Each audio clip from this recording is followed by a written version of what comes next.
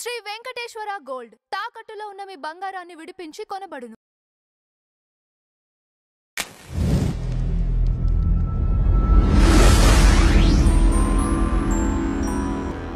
Madam నమస్తే. నమస్తే అండి. మేడం రీసెంట్‌గా మన తెలుగు ఇండస్ట్రీలో చాలా కొద్ది వ్యవధిలోనే సెలబ్రిటీస్ మరణించడం చూసాము. అందులో 'కోట' గారు ఒకరు. తర్వాత రీసెంట్‌గా అంటే 'ఫిష్ వెంకట్‌ని' తీసుకుందాం. అంటే 'కోట' గారు ఎన్నో సినిమాల్లో నటించిన వ్యక్తిగా ఆయన చివరి చూపుకి చాలామంది సెలబ్రిటీస్ రావటం చూసాము. 'మోహన్ బాబు' గారు కూడా ఆ రోజు రాలేకపోయాను అని చెప్పేసి మళ్ళీ మాట్లాడటం జరిగింది ఇంటికి వెళ్ళి. 'ఫిష్ వెంకట్‌ది' తీసుకుంటే టోటల్ కంప్లీట్ డిఫరెన్స్ ఉంది. ఎందుకంటారు? ఈ వ్యత్యాసం ఎందుకు అంటారు? ఒకటండి, మనిషి దీపం ఉండగానే ఇల్లు చక్కబెట్టుకోవాలి. అది చక్కబెట్టుకోకపోతే ఆర్థిక సమస్యలు వస్తాయి. ముందు అనారోగ్యాలు ఎందుకు వస్తాయి? మనకి క్రమశిక్షణ లేకుండా. ఆరోగ్య క్రమశిక్షణ, ఆర్థిక క్రమశిక్షణ రెండు మనం చాలా అంటే ఇండస్ట్రీస్లో చూస్తాం మనం. అది సినిమా రంగం కావచ్చు, టీవీ రంగం కావచ్చు, మీడియాలో కూడా. కాబట్టి అది మనం ఆల్రెడీ దాని మీద మాట్లాడాం. ఇవాళ మీరు 'ఫిష్ వెంకట్' విషయం తీసుకుంటే వాళ్ళు శవం అక్కడ పెట్టి మాకెవరు సహాయం చేయలేదు అన్నారంటే ఓకే, వాళ్ళ ఆర్థిక పరిస్థితి బాగుండి ఉండకపోవచ్చు, అది వేరే విషయం. బట్ ఏదైనా ఒక అంశం మాట్లాడటానికి అది సరైన వేదిక కాదు అనేది. రెండోది మాకు ప్రభాస్ గారు మాకు ఏ సహాయం చేయలేదు అనేది వాళ్ళ మాట. ఆయన చేయకపోవటం ఏముంది? ప్రభాస్ ఎవరికి చేయాలో వాళ్ళకి చేశారు. ఇక్కడ చేయకపోవటం చేయటం కాదు కదా. ప్రభాస్ది చాలా పెద్ద చెయ్యి అని అందరికీ తెలుసు. డైరెక్టర్స్ అసోసియేషన్కి ఆయన 30 లక్షలు ఇచ్చి అందరికీ ఇన్సూరెన్స్ చేయించారని కూడా తెలుసు మనకి. కాబట్టి అంటే మనం అనడం చాలా తేలిక. ఇప్పుడు సోను సూద్ ₹1,00,000 ఇచ్చారు. తర్వాత పవన్ కళ్యాణ్ గారు 2 లక్షల దాకా ఇచ్చారని తెలిసింది. అట్లా ఎవరికి తోచింది వాళ్ళు ఇస్తారు. ఇంకొకటండి, ఏమో ఆయన ముందుకు వచ్చేవారేమో మనకు తెలియదుగా. ఇప్పుడు కిడ్నీ దొరుకుంటే, ఒకవేళ దాత దొరుకుంటే, కిడ్నీ దాత అవసరమైతే ముందుకు వచ్చేవాడేమో అతను. కానీ అంతవరకు పాపం వారు లేరు. సడన్గా ప్రాణం పోయింది వారు.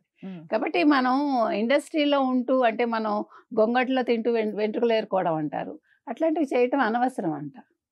బికాజ్ ఎవరి స్టేచర్ వాళ్ళకు ఉంటుంది. చిన్న పెద్ద అనేం లేదు ఇక్కడ. చిన్నవాళ్ళని గౌరవిస్తాం, పెద్దవాళ్ళని గౌరవిస్తాం. కాకపోతే సమయం సందర్భం అనేవి ఉంటాయి దేనికైనా. సో ఇవాళ 'ఫిష్ వెంకట్' కుటుంబం చేస్తున్న ఆరోపణల్లో నిజం లేదని మనకు తెలుస్తుంది. కాబట్టి వాళ్ళు తర్వాత వెళ్ళి వ్యక్తిగతంగా మళ్ళీ వారిని కలిసి సహాయం పొందొచ్చేమో. తప్పే ఉంది అందులో? అడిగితే ఇస్తారు కదా, ఇవ్వని వాళ్ళు ఎవరు లేరు. ఆ సందర్భంలో కుదరలేదేమో. నిజంగా ఆయనకి కిడ్నీ డొనేషన్కి ఎవరైనా ముందుకు వచ్చి ఉంటే 30 లక్షలు కాకపోతే 40 లక్షలు ఎవరైనా ముందుకు వచ్చి పెట్టి ఉండేవాళ్ళు. కాబట్టి వాళ్ళ ప్రభాస్ని ఒక్కళ్ళని మనం టార్గెట్ చేయటం అనేది సబబుగా లేదు. ఇకపోతే మోహన్ బాబు గారితో 'కోట' గారికి ఉండే అనుబంధం, లేకపోతే 'కోట' గారితో మోహన్ బాబు గారికి ఉండే అనుబంధం అందరికీ తెలుసు. ఎందుకంటే మోహన్ బాబు గారి డైలాగ్ డెలివరీ గురించి మనం కొత్తగా చెప్పక్కర్లా. అద్భుతంగా ఆయన డైలాగ్ డెలివరీ ఉంటుంది. అదేవిధంగా 'కోట' గారు ఆయన ఒక 1000 సినిమాల దాకానో 1000 సినిమాలకి పైగానో చేశారు. తర్వాత చాలా విలక్షణ నటుడు ఆయన. ఎంత విలక్షణం అంటే అసలు ఆయన చెయ్యని క్యారెక్టర్ లేదేమో. 'కోట' ఉంటే సినిమా పండుతుంది అనేది అందరికీ తెలుసు. సో అటువంటి నటుడు పోయినప్పుడు మోహన్ బాబు గారు ఎందుకు వెళ్ళలేదు? మీరు 'కోట' గారి ఇంటర్వ్యూ ఆ మధ్యన ఒకటి లాస్ట్ది వచ్చింది, రిపీట్ అయింది. అందులో నాకు ఒక అక్షరం కోసం నేను 15 టేకులు తీసుకున్నాను మోహన్ బాబు గారి సినిమాకని 'కోట' చెప్పడం జరిగింది. రాత్రంతా నేను చేసి తర్వాత డబ్బింగ్లో నాకు ఇదేంటి ఈ అక్షరానికి నాకు ఎందుకు ఇట్లా అయింది చిన్న పదానికని ఆయన ఫీల్ అయ్యారు. ఆయన మొత్తం ఎంటైర్ లైఫ్లో సింగిల్ టేక్లో ఆయన చేసే మనిషి, అంటే సింగిల్ టేక్లోనే చేస్తారు ఆయన.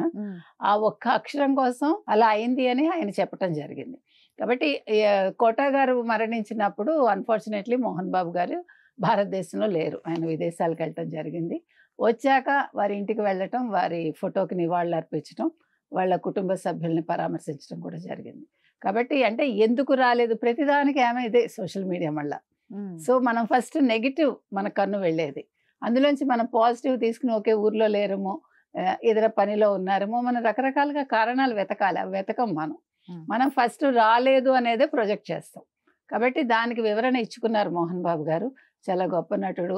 అంటే వీళ్ళిద్దరి వాచకం కూడా చాలా బాగుంటుంది. కాబట్టి ఈ సందర్భంగా ఆయన వారిని గుర్తు చేసుకున్నారు, ఎందుకు రాలేదో వివరణ ఇచ్చారు.